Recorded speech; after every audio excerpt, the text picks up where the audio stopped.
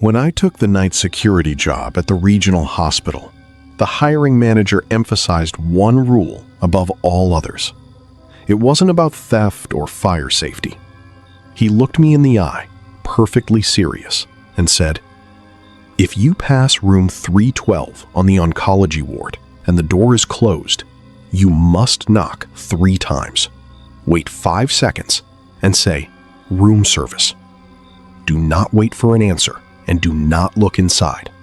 Just continue your patrol." He explained it was a superstition of the day shift, a joke they played. I laughed.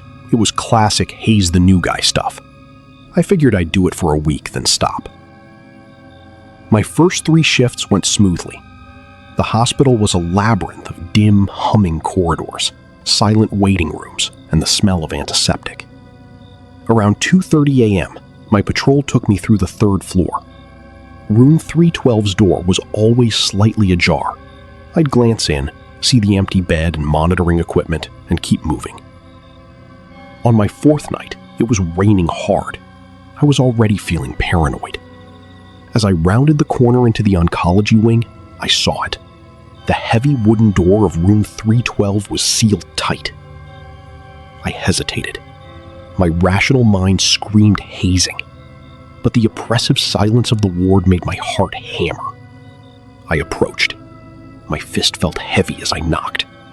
1, 2, 3. I counted the seconds. 1, 2, 3, 4, 5. I forced the words out. "Room service." I moved away quickly, resisting the urge to check the handle. I was safe. I was being ridiculous. The next night, I was dreading that corner. When I got there, the door was ajar again. I felt an immense wave of relief. I continued my rounds, feeling silly for my panic the night before. But when I came back around on my final lap at 4:30 a.m., the door was shut.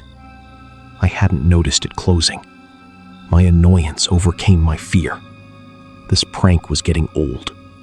I decided I was done. I would show them I wasn't scared. I walked straight up to the door and grabbed the heavy brass handle. I would open it, see an empty room, and that would be that. I turned the knob. It was locked. Suddenly, the knob was twisted violently from the inside, ripping my grip away. I stumbled back, staring. Through the solid wood, a voice whispered, a voice that sounded like shifting sand and dry autumn leaves. "We didn't order anything."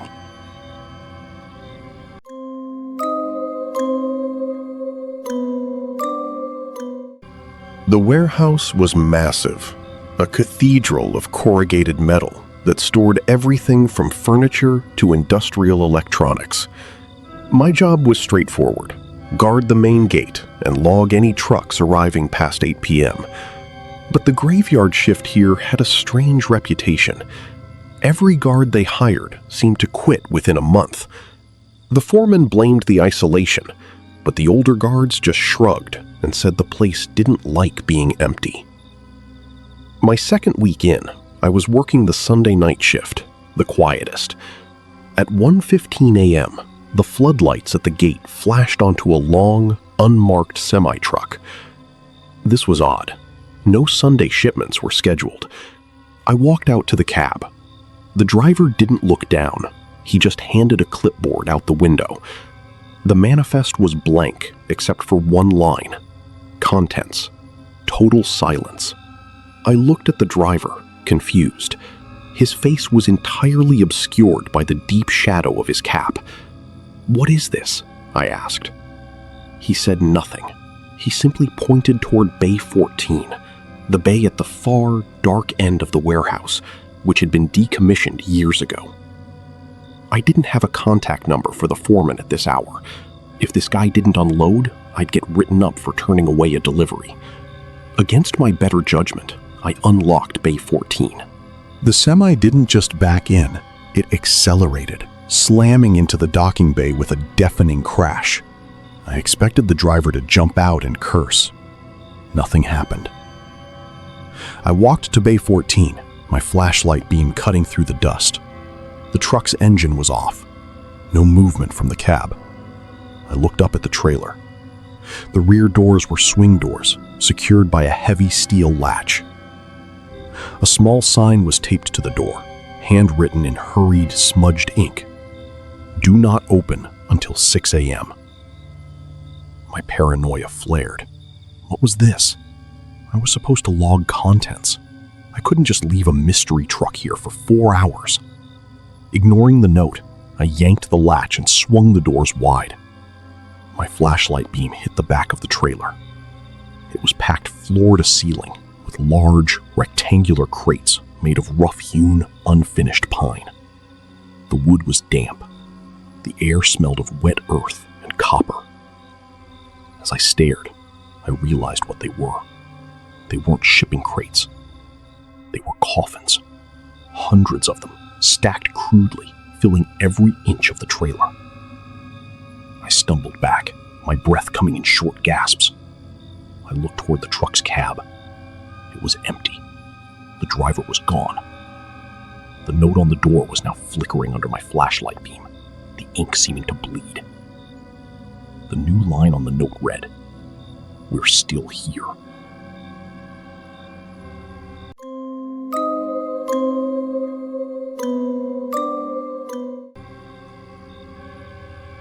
You know those stories about office buildings being haunted? I always thought they were made up to entertain bored receptionists. My perspective changed after I took the night shift at a financial data firm. The building was a 15-story glass and steel monstrosity in the middle of downtown. After midnight, it was an oasis of silence. My patrol route included checking all exterior doors and then taking the elevator to the 12th floor to check the dead storage, the physical archive room where decades of paper files were kept before being digitalized. The 12th floor felt different from the rest of the building. The air was colder, and it had a persistent dry smell, like old newsprint and dust. The lights were on a movement sensor that often malfunctioned, leaving you in darkness until you waved your arms wildly. It was my 4th shift. I reached the 12th floor around 3 a.m. I stepped off the elevator, and the lights immediately flickered on. I walked the long hallway to the heavy, fireproof door of the archive. I unlocked it and stepped inside. The archive was a massive room filled with rows of 12-foot-high metal shelving units, all packed with identical banker's boxes. It was a maze. I started my sweep of the main perimeter. Everything seemed normal until I passed row 7. I heard a faint sound, a dry, rhythmic scratching, like someone running a fingernail against cardboard. I froze. A mouse? I shone my flashlight down the row. Empty. I walked another few paces and heard it again, this time closer. It was coming from inside one of the shelving units. I located the box. It was a standard gray box labeled Tax Filings, 1989.